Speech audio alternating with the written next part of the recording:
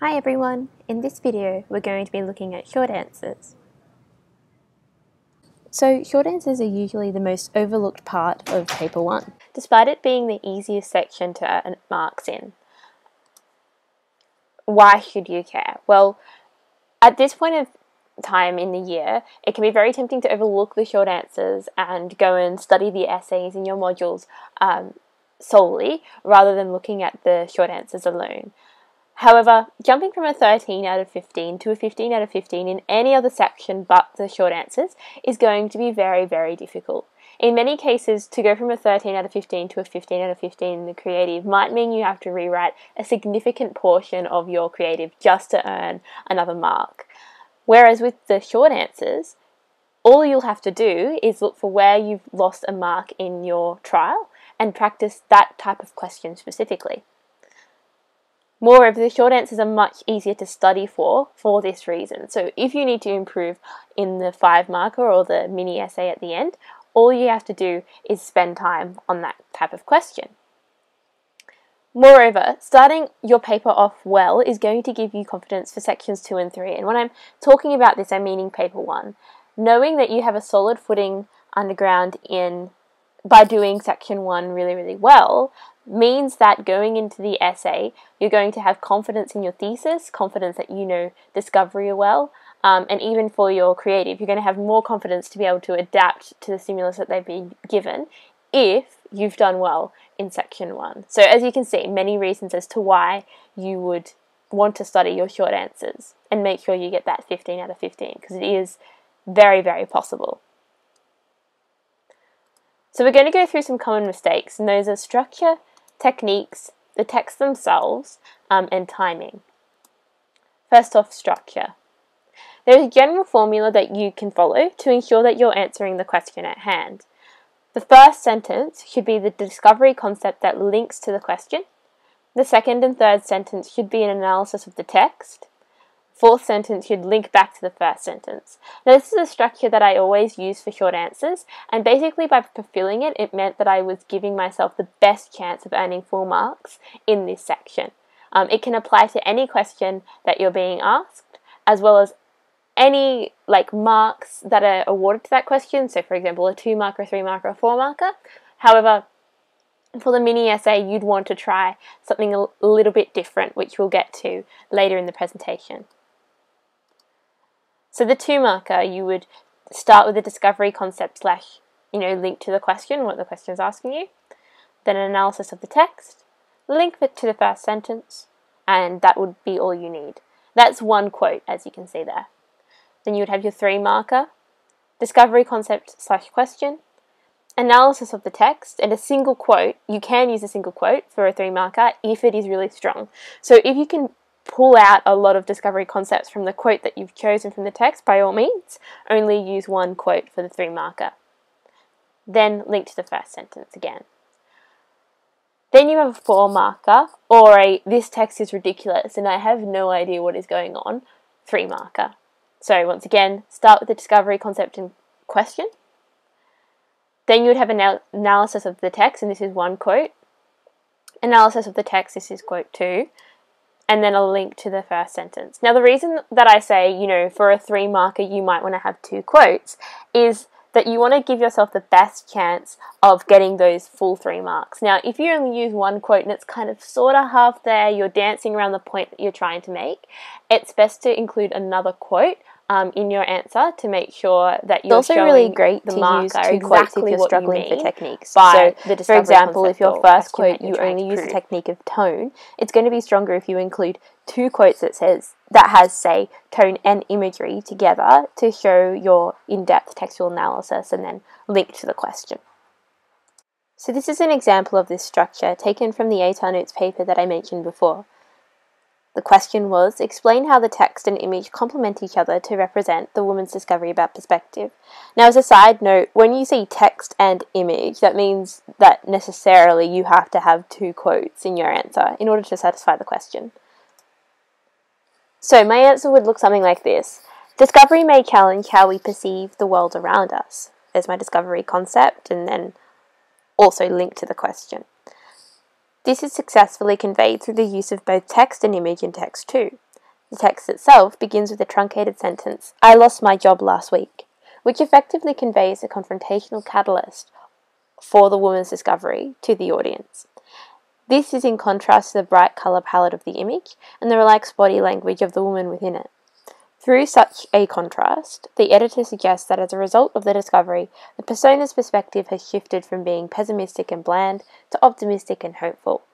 Therefore, by depicting the impact of the discovery on the woman's perspective, the author urges us to understand the transient nature of our own outlooks.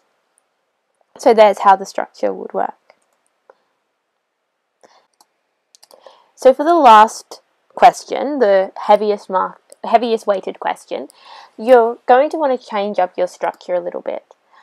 I would usually begin with one conceptual sentence that would work as like my mini thesis statement. It would usually have two avenues. So it might be, discovery not only allows us to learn anew, but it also allows us to reconsider what is already known. Now this obviously has to answer the question. So for example, if the question asked me, discuss the importance of discovery in two texts, I might begin by saying, discovery is important as it allows us to learn anew, but also allows us to reconsider what is already known or what was already known. Then I would make a new paragraph or indent my paragraph and talk about the first avenue. So I would say, discovery allows us to learn new things about ourselves and others, or discovery is important because it allows us to learn new things about ourselves and others. So you're just talking about like that first section of your first sentence. Then you would prove this using a quote from each of the texts that you choose. I should also note here that choosing a text that you think is hard or that you think is going to earn you more marks won't necessarily do so. You should just pick the text that you feel most comfortable about discussing. You can also use quotes that you've used in previous short answer questions, so you don't need to go and find brand new quotes. Your second paragraph should then talk about the second avenue, so discovery allows us to reconsider what was previously known. Once again, use a quote from each text. Then at the end, you should have a concluding sentence where you rephrase what you said in the first sentence. So conclusively, by analysing texts 1 and text 2, we can see that discovery is important as it allows us to learn anew and reconsider what was already known. Easy as that. Really, it shouldn't be more than 2 pages. Otherwise, you're potentially eating into the time that you want to spend on your essay and your creative. So aim for 2 pages, no more than 3 though. I think that's a good limit to set yourself. 2 pages is perfect. Going over 3 is far too much. People tend to struggle with finding techniques in their short answers. You don't need fancy techniques to be able to score high marks in your short answers, and instead, you should be simply talking about something that is working in a text to produce meaning. These can be the simplest of things, including imagery, which is the representation of meaning through the description of a scene, a motif, which is a occurring theme or image in a text, metaphor, and tone. And now these are all going to be in the texts that you are provided in your short answers. Most texts have... Okay.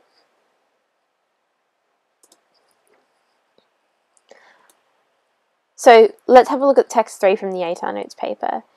Here there is use of the exclusive pronoun, your, which asks the individual audience member to consider their own personal experiences. There's also high modality, which attempts to convince the reader of the importance of these experiences, as well as listing, which suggests that there are multiple ways to experience travel, giving the text a wider appeal to a greater amount of audience members. Now, these are not difficult things to spot, and you could definitely tell that they're working in the text to, address the reader and to convey the idea of discovery. You don't need to worry about using big, words for your techniques. All you need to do is point out something that is working and then explain how it works. People also tend to freak out about the text themselves, which is totally fine. In my own paper 1, I came home feeling very, very unsure about my paper simply because I didn't understand the given texts in section 1. This is because sometimes these texts can be ridiculous. The purpose of the exam is to test how well you know discovery, however, and how well you can adapt your knowledge to any text that is given before you. Therefore, the text will be related to discovery in some way, but it may not be immediately obvious. So, I would suggest that you make a strategy to help you deal with these really difficult texts. My strategy was to know the discovery rubric inside and out. Then, when reading the text, I would try to understand it through the terms of the rubric. For example, is there a difference between the presenter at the beginning and at the end of the piece? What creates this change in perspective? Now, perspective was a really big part of the discovery rubric. You might also take, say, emotional and intellectual discoveries, or their influence on ourselves and the world around us.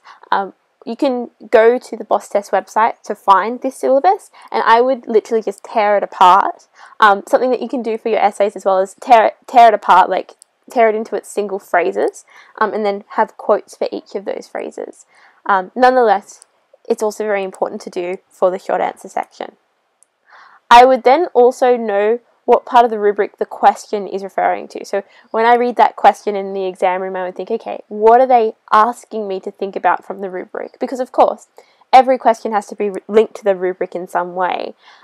So try and imply what they want you to talk about from the question that they've asked and perhaps the text that they've provided.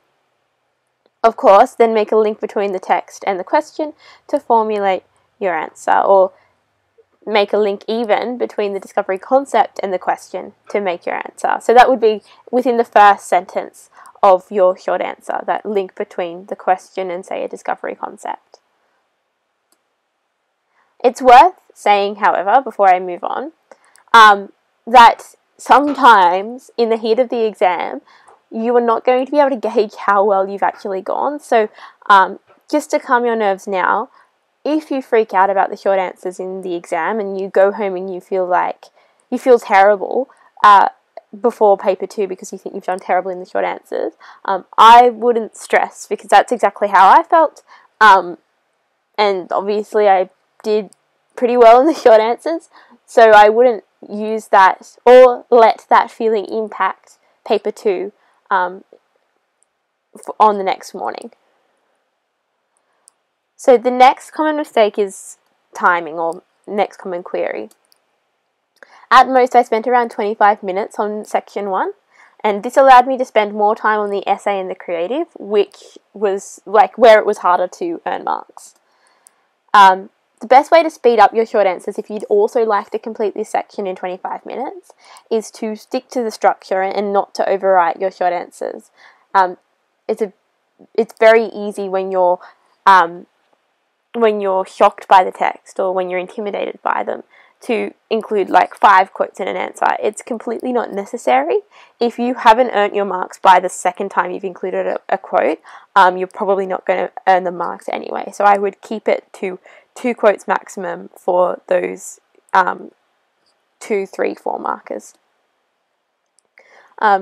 Only look for the question or the discovery rubric in the text. So, don't try and understand it outside of this rubric, because there's really no point. This means read the question before you read the text, and then as soon as you feel confident that you've got the quotes and analysis that you need to answer your question, do so. So in some cases this might mean you don't need to read the entire text, nor do you have to understand completely what's going on. All you need to be able to do is to answer the question. Also, practice. A little bit of practice can go a long way for the short answers. Doing a 2 marker, doing a 3 marker will only take 5 minutes max. Even the mini essay shouldn't take very long at all. A lot of people ask, should they leave this section till last? And I say no, because you are going to lose more marks if you don't finish the short answer than not finishing an essay. So, for example, not writing a conclusion on the end of your essay because you've run out of time is going to lose you 2 marks at the very most. However, if you don't get to write, say, the last question in short answers, that 5 marker, then that's 5 marks down the drain. You're going to get 10 out of 15 at the most. And that's kind of wasting marks where otherwise you wouldn't be. So I would definitely say to do the short answers first, once again, it's a good way to warm yourself up and calm your nerves, build your confidence before tackling the harder sections of the paper. I always did my short answers first in my papers. Great, thanks for listening, guys. Best of luck for short answers in your HSC exam, and remember to leave any questions that are left unanswered on the ATAR Notes forum.